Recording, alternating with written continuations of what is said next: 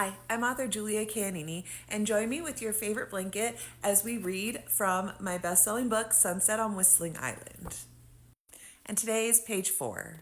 She stood and John looked up, startled at her sudden movement. "Don't say anything to the kids," Bess said, and John nodded, hope filling his eyes.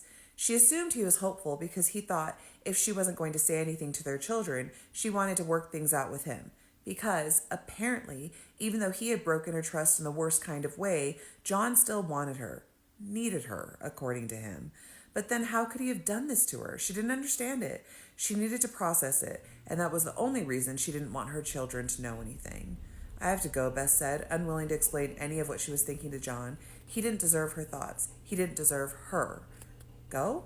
John asked, and like usual, it was clear her husband had forgotten that she had plans that evening.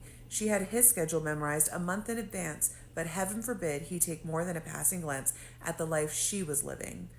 "The reunion," Bess said, feeling more hurt than she typically would have that John had, once again, forgotten something that was important to her. But wasn't this the way it had always been? Right, I'm sorry, I forgot." John gave the flippant apology he usually did. But was he sorry?